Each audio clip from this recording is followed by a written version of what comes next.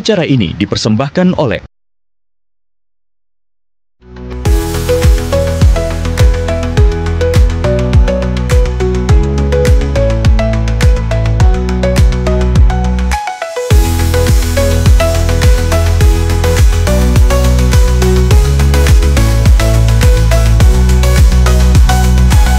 Selamat pagi pemirsa, berjumpa lagi bersama saya Kome Aprilia. Pemirsa, Surabaya sebagai pusat pendidikan dan ekonomi di Jawa Timur, tentunya masyarakat di Jawa Timur ini lebih memilih untuk mencari pendidikan yang lebih layak dan mencari pekerjaan di Surabaya. Harapannya adalah bisa mendapatkan pekerjaan yang lebih baik dan juga mendapatkan pendidikan yang lebih baik di kota Surabaya. Namun kenyataannya yang terjadi saat ini, stigma masyarakat masih menganggap bahwa sekolah swasta itu dari segi fasilitas, infrastruktur, kemudian kurikulum, sampai ke tenaga pendidiknya pun juga berbeda dengan sekolah negeri.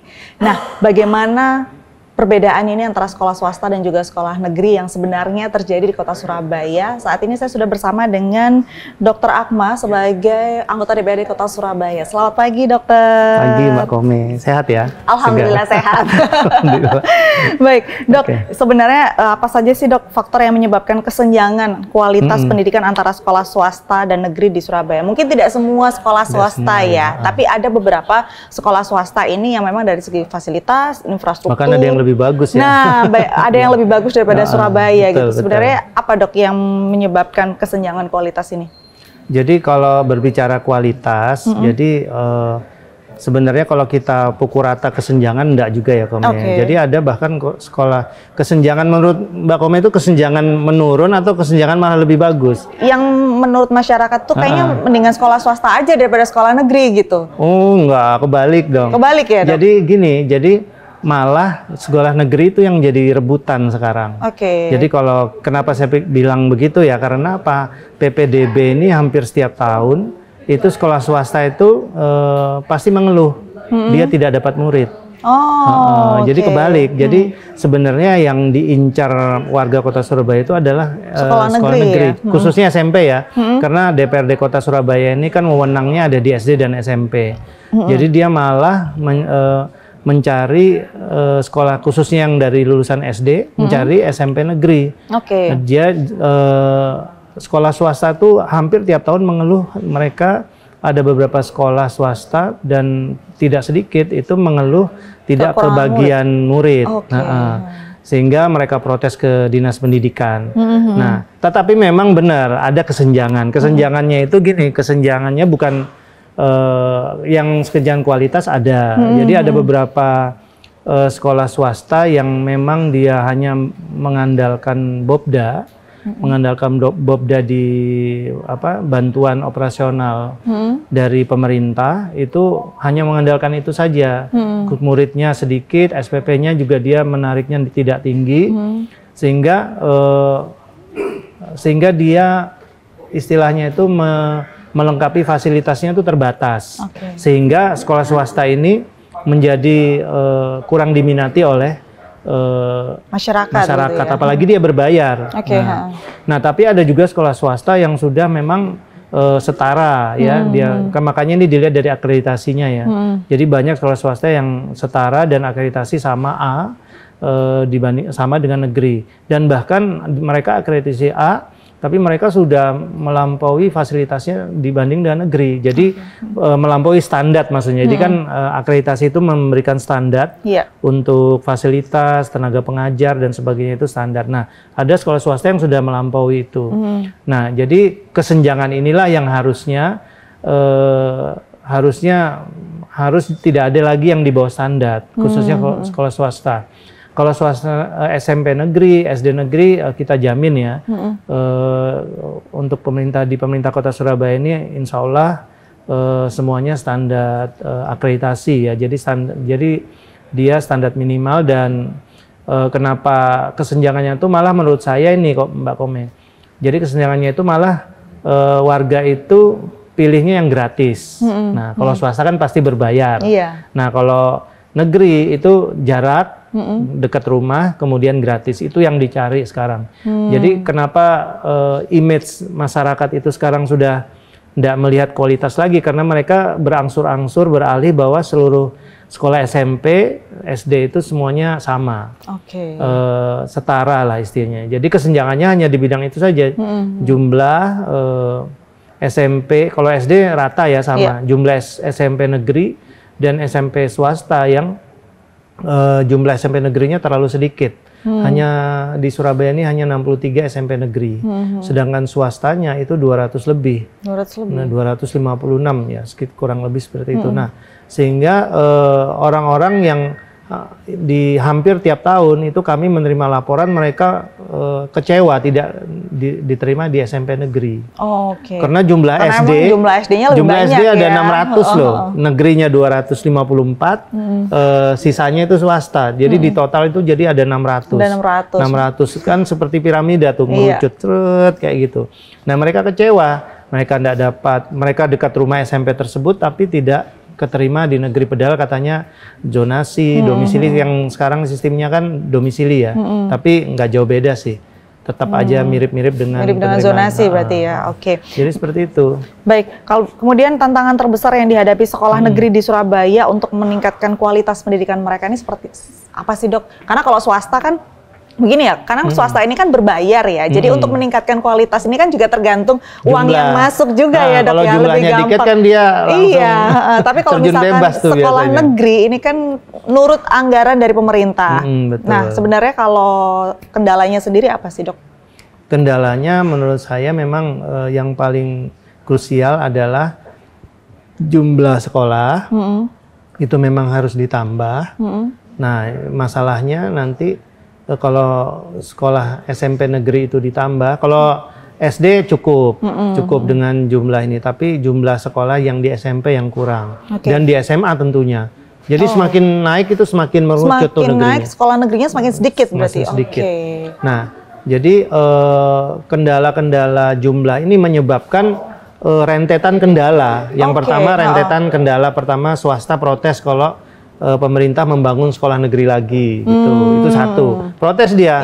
Nanti larinya ke negeri semua nih katanya gitu. Kalau saya enggak ngomong masalah sekolah yang sudah branded ya. Sekolah yang sudah branded itu dia sudah enggak khawatir karena dia sudah punya pasarnya sendiri. Tapi swasta-swasta yang lain kan yang branded enggak terlalu banyak tuh kan di Surabaya. Nah, jadi itu pertama. Yang kedua akses pendidikan. Undang-Undang Dasar 45 kan kita memberikan hak untuk semua warga negara, baik itu kaya, miskin, itu dia harus sekolah. Nah, sedangkan yang miskin ini yang susah. Padahal kan negeri ini sudah digratiskan. Nah, harusnya kan yang miskin yang masuk. Tetapi yang kaya, yang menengah ke atas semuanya pingin masuk juga ke situ. Akhirnya jumlah yang miskin ini akibatnya terbatas, mereka tidak bisa punya akses, sehingga mereka pindah ke swasta. Ketika dia masuk swasta, kemudian dia berbayar kan, dia bayar, otomatis ada yang nunggak SPP, ada yang nunggak ijazah, karena mereka memang tidak mampu. Nah, akibatnya apa? Putus sekolah jadi meningkat. Jadi angka putus sekolah meningkat, kemudian akibatnya apa? Menyebabkan angka kemiskinan semakin merosot. Karena apa?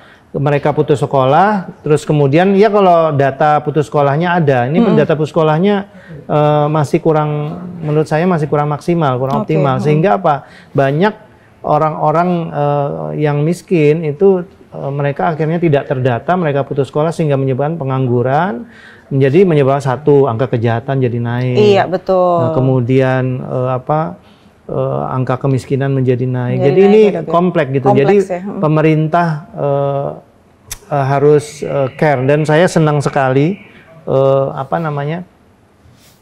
ada program pemerintah itu yang bilang sekolah rakyat ini ya. Ini saya senang itu, mudah-mudahan ini menjembatani masalah gitu ya, ini karena kan terbatas. Nah, ini kalau soal sekolah rakyat saya masih banyak pertanyaan, Dok. Nanti kita bahas lagi setelah yang satu ini.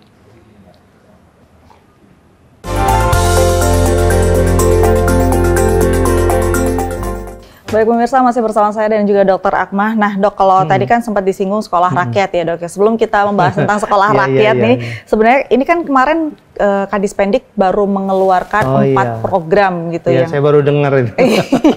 Makanya yang pertama adalah aksesibilitas pendidikan, kedua meningkatkan mutu siswa, kemudian ketiga meningkatkan mutu guru, dan yang terakhir adalah meningkatkan mutu kelembagaan gitu. Nah, menurut dokter sendiri, pendapat dokter tentang program utama dari Kadispendik ini seperti apa? Yaitu ketika Pak Yusuf presentasi ya. Jadi saya rasa ya, jadi walaupun tidak disebutkan program itu suatu kewajiban bagi kepala dinas itu untuk meningkatkan itu semua, bahkan menambah inovasi dan kreativitas sesuai dengan undang-undang Sisdisnak kita ya, Sisdisnas kita ya. Jadi sistem pendidikan nasional. Jadi semua yang ada di dalam sistem pendidikan di Indonesia itu harus mengacu pada sistem pendidikan nasional. Itu belum dirubah sampai sekarang ya. Tahun 2003 nomor 20 kalau nggak salah. Nah, jadi yang disampaikan Pak Kadis itu saya mendukung ya, karena memang itu harus dilakukan. Jadi kenapa? Sebuah kewajiban sebenarnya ya dok ya. Soal kewajiban. Jadi kalau tidak melakukan itu ya kenemenan ya. Jadi tidak boleh. Jadi contoh nih, akses pendidikan itu kan hak warga negara. Iya, betul. Hak anak-anak kita tuh. Jadi aksesibilitas pendidikan itu di Surabaya yaitu tadi yang saya bilang mengerucut jumlah SD banyak, kemudian SMP jadi 63, kan dikeroyok tuh. Swasta sampai kelepek-kelepek, nggak bisa sampai karena kan gratis dan dekat rumah. Betul. Nah, itu. Nah kemudian ke SMA lagi, tambah sedikit lagi. Jadi sampai orang-orang itu menghalalkan segala cara orang tuanya. Misalnya, kalau misalnya domisili nanti, dia pasti akan menghalalkan rumahnya misalnya jauh, akhirnya dia memalsukan kakak dan sebagainya. Nah ini kan enggak perlu sebenarnya kalau akses pendidikan itu betul-betul dibuka seluas-luasnya. Itu satu. Yang kedua, mutu guru.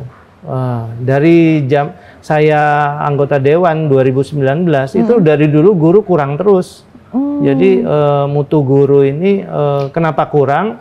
Karena ya itu tadi, contoh SD itu data Desember 2024 kemarin, itu guru SD kurang lebih 600-an. Kurang jumlahnya? Kurang guru. Nah, kekurangan guru ini akan mengakibatkan guru akan double. Iya, akhirnya kualitasnya juga menurun. Kan menurun mutunya. Betul. Nah, kemudian lagi SMP kalau tidak salah kurang guru 1.200. Jadi banyak. Jadi walaupun ditambah, tapi ada juga guru pensiun. Jadi makanya, jadi ini mutunya ini harus dipertimbangkan akarnya itu penyebabnya apa. Ya, belum lagi masalah tunjangan kinerja yang nyendat-nyendat gitu ya. Tapi walaupun itu tugas dari pemerintah pusat, nah ini tugas seorang kepala dinas itu sudah selayaknya mengetahui mutu yang menurun ini diakibatkan oleh apa saja. Nah itu. Kemudian mutu siswa. Nah mutu siswa ini setiap ganti menteri ganti kurikulum. Iya. Sekarang saya dengar kan ada kurikulum deep gitu ya. Always deep. Iya, always deep learning ya. Gitu. Nah, jadi sebenarnya itu juga harus betul-betul mutu ini harus betul diperhatikan. Jangan sampai seorang siswa itu mutunya menurun akibat daripada gurunya tidak paham tentang perubahan kurikulum. Sehingga semua asal diajar, yang penting ngajar. Nah ini kan juga harus diinikan. Berarti harus ada ini ya dok ya. Kalau misalkan meningkatkan mutu dari gurunya, selain menambah jumlah gurunya, guru yang sudah ada pun juga harus ada semacam pelatihan begitu ya? Iya, memang pelatihan mereka pasti rutin ya. Apalagi sekarang ganti kurikulum, mereka tuh pasti pelatihan di mana-mana itu, entah itu online, offline, itu kita pantau memang terjadi seperti itu. Kemudian mutu kelembagaan itu sudah harus selayaknya juga harus dilakukan. Jadi kelembagaan di di SMP, di negeri, di mana ini yang terutama yang berhubungan dengan kelembagaan antar institusi ya, itu harus kerjasamanya. Contoh nih, kita ada program di Surabaya itu ada program yang miskin, anak-anak yang miskin ini disekolahkan di swasta, tapi yang bayar CSR. Oke. Nah, mutu kelembagaan itu harus ditingkatkan juga. Nah, kan itu hanya sayangnya terbatas jumlahnya. Jadi kita ada kelebihan ya, yang mau masuk swasta itu, negeri kan cuma 63. Jadi kurang lebih ada 12 sampai 16.000 siswa yang dari SD ke negeri itu enggak dapat tempat ke negeri. Otomatis kan harus lari ke swasta. Tapi dia kan swasta berbayar. Rata-rata berbayar itu 120 ke atas. Bayangin kalau orang yang miskin, yang tidak mampu. Ini oke, programnya bagus, dibayari CSR ya. Dibayar CSR. Tapi jumlahnya hanya 4.000 kalau nggak salah. Berarti kan masih ada sisa tuh. Nah, itu mau dikemanakan gitu, Mbak Kome. Jadi kelembagaan-kelembagaan ini salah satunya adalah yang paling yang harus ditingkatkan adalah mutu kelembagaan ini adalah kerjasamanya, meningkatkan CSR, kemudian meningkatkan pelatihan-pelatihan dan sebagainya. Jadi sebenarnya meskipun tujuan awalnya zonasi ya, kalau tahun kemarin kan zonasi ya Dok ya, tahun ini kan belum berjalan nih, jadi kita nggak tahu ya yang domisili seperti apa. Kalau yang zonasi ini kan tujuan awalnya pemerataan gitu, supaya nggak cuma sekolah negeri atau salah satunya aja, negeri aja atau swasta aja yang muridnya penuh tapi semuanya bisa dapat gitu. Cuman masalahnya adalah yang miskin ini banyak yang tidak diterima di negeri dan mereka harus lari ke swasta, sementara mereka tidak ada biaya begitu. Nah, kalau misalkan tadi ada CSR dan lain sebagainya, apakah sampai saat ini sudah ada Dok, sosialisasi terhadap masyarakat ini terutama yang miskin?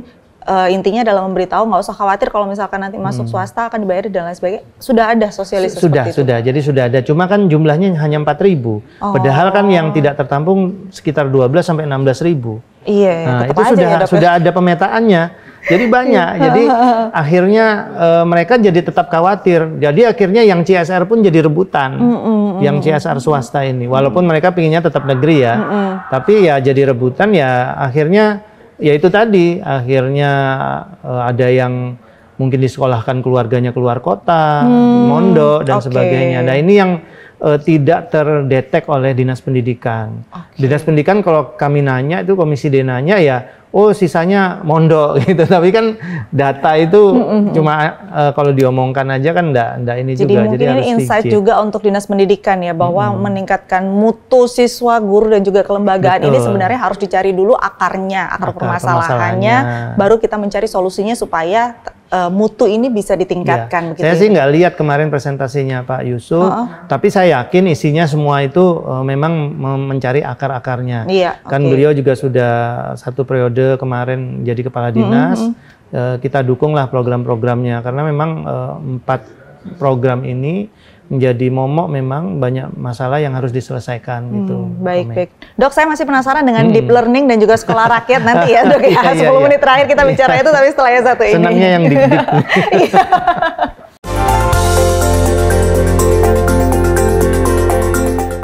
Baik, saya masih bersama dengan Dr. Akma dan masih penasaran Dok dengan deep learning dan juga sekolah rakyat ini. Dua program yang deep learning ini sebenarnya adalah programnya Surabaya ya Dok ya? Deep learning ini adalah program pemerintah pusat. Jadi itu adalah dulunya kurikulum Merdeka. Merdeka gitu. Jadi memang kurikulum Merdeka itu dulu intinya itu dia memberi keleluasan pada guru dan murid dan siswa ini untuk supaya mengembangkan pembelajarannya. Nah ini secara bebas, makanya disebut kurikulum Merdeka. Tapi bebasnya itu dalam arti masih dalam ruang lingkup. Aturan gitu ya. Nah itu ganti menteri, ganti kurikulum. Nah namanya kurikulum deep learning. Nah kurikulum deep learning ini katanya sih kalau saya baca-baca dikit itu katanya melanjutkan daripada kurikulum Merdeka.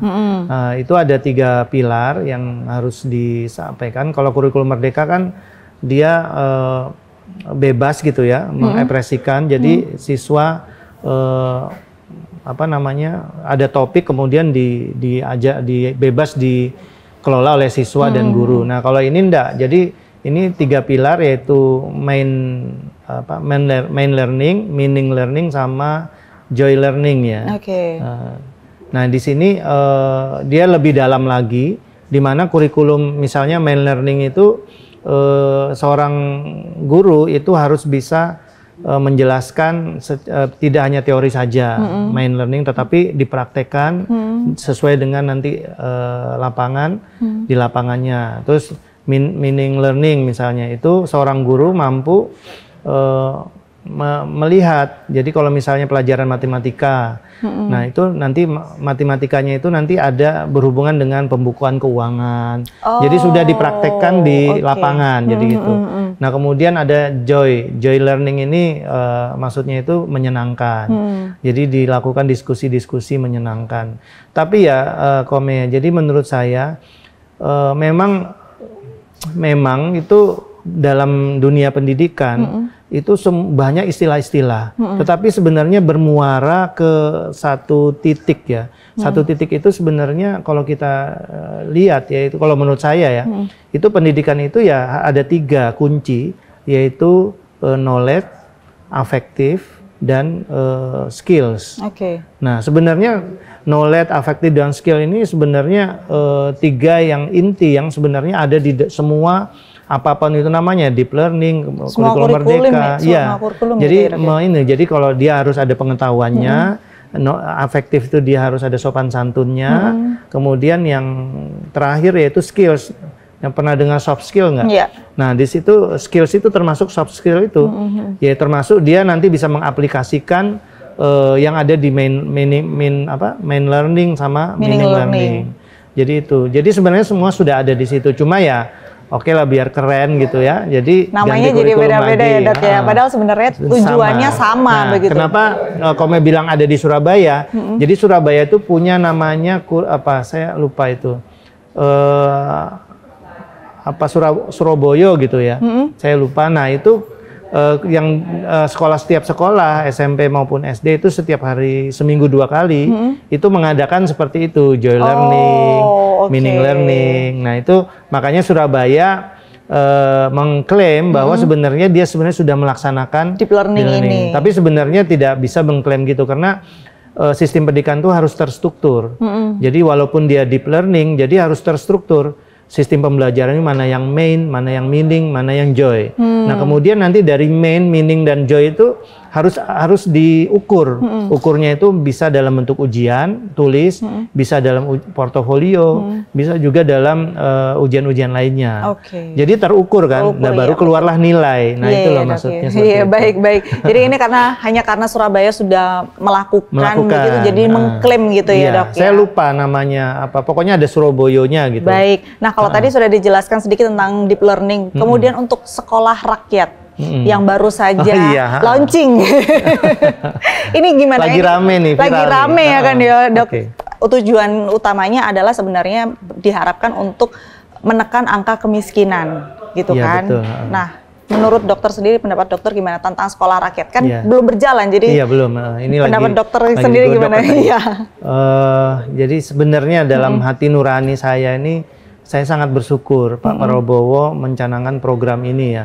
Walaupun kita tahu program MBG yang programnya bagus itu masih betul-betul digodok terus ya, tapi kita doronglah supaya ini sempurna karena ini untuk anak bangsa kita. Jadi program ini yang seperti yang saya katakan tadi, banyak 12.000 sampai 16.000 anak-anak yang miskin, pramiskin itu gini, pramiskin itu ketika orang tuanya sedikit aja goyang, itu dia langsung jatuh miskin, itu pramiskin.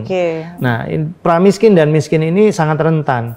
Jadi rentan kena. Nah, jadi dengan adanya sekolah rakyat ini, mudah-mudahan ya harapan saya pribadi dan pasti harapan semua orang itu bisa menampung dari yang data 12.000-an anak yang tidak tertampung itu bisa masuk ke sini. Nah, kalau kita bicara tentang sekolah rakyat, harapannya semua orang pasti sama ya Dok ya. Tapi kalau menurut dokter sendiri, bagaimana caranya mengimplementasikan sekolah rakyat ini supaya sesuai dengan goals-nya, supaya bisa mendapatkan goals-nya? Menurut dokter gimana? Nah, dengan melihat kondisi Surabaya ya? Surabaya ya, karena walaupun angka kemiskinannya turun, datanya, tapi di lapangan tuh banyak loh.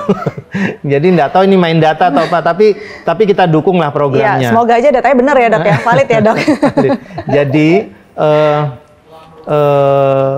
potensi untuk itu sangat besar untuk mengembangkan sekolah rakyat ini. Jadi kalau saya baca ya, walaupun juknisnya belum keluar ya, jadi itu basis sistemnya itu nanti boarding school. Jadi boarding school itu jadi kayak asrama ya. Jadi kita kan sudah banyak itu pondok pesantren. Pondok pesantren. Ya, sampai lupa. Jadi pondok pesantren ini kan kita sudah punya pengalaman. Pengalaman, makanya alhamdulillah Menteri Sosial kita kan dekat tuh sama pondok pesantren. Jadi konsepnya boarding school itu kan ada asrama di situ, ada fasilitas fasilitas kamar mandi, fasilitas olahraga. Mudah-mudahan nanti ada fasilitas kolam renang. Jadi ini mengangkat derajat orang-orang miskin ataupun pramiskin tadi untuk supaya dia juga bisa bersaing di dunia pendidikan. Ini menjawab keterbatasan akses pendidikan loh, Kome. Jadi dia akses pendidikan yang selama ini khusus orang miskin, yang pramiskin ini terbatas. Dengan adanya masuk di situ mereka bisa, walaupun memang nanti sistemnya boarding school, jadi kayak pondok pesantren ya di situ nanti. Dan saya dengar anggarannya lumayan besar tuh, 100 miliar per sekolah itu. Baik. Jadi ini sebenarnya PR yang berat juga ya untuk DPRD Kota Surabaya, juga pemerintah Kota Surabaya, karena ada sekolah rakyat yang. Tapi saya yakin deh. Kenapa, Dok? Karena saya dengar itu UNESA dan Universitas Surabaya itu nanti akan membuat ini. Jadi salah satu yang terpilih kelihatannya. Jadi di UNESA kan luas tuh UNESA. Dan kemudian di Malang di Brawijaya. Nah ini akan kita dukung. Walaupun ada satu aja, kalau misalnya luas ya dan cukup bisa untuk menampung ya, Dok, warga yang datanya kan nanti terpusat di Kementerian Sosial. Jadi pakai data desil 1 dan desil 2 di DT data tunggal sosial ekonomi nasional. Nah ini nanti di-compare dengan di Surabaya, dan saya bahagia sekali tuh kalau misalnya itu ada di Surabaya, dan saya dengar di UNESA nanti ada salah satunya. Dari 53 yang sudah siap pada saat ini ya. 53 sekolah rakyat gitu. Surabaya mudah-mudahan ada. Semoga nanti kedepannya sekolah rakyat ini benar-benar bisa membantu masyarakat miskin yang ada di Surabaya, dan memang bisa mencapai tujuan utamanya, yaitu menekan angka kemiskinan di Indonesia, bukan hanya di Surabaya aja ya, Dok, ya. Karena kan ini program dari pusat, terutama di Kota Surabaya. Meskipun kemiskinan di Kota Surabaya ini sebenarnya nilainya sudah menurun, tapi untuk akses pendidikan sendiri masih banyak kendala. Dan Surabaya ini adalah sebagai kota yang menjadi tujuan utama rakyat Jawa Timur untuk mencari pendidikan yang lebih baik. Jadi kita berharap semuanya, semoga ke depan di tahun 2025 sampai selanjutnya nanti pendidikan di Kota Surabaya bisa lebih baik lagi. Terima kasih Dr. Ahmad atas waktunya. Terima kasih banyak. Saya Komabelia. Kenapa? Lancar semua ya. Amin, amin. Mudah-mudahan ya, Dok, ya. Kemiskinan di Kota Surabaya semakin menurun, pendidikannya juga semakin meningkat. Terima kasih, Dok. Saya Komabelia, pamit undur diri.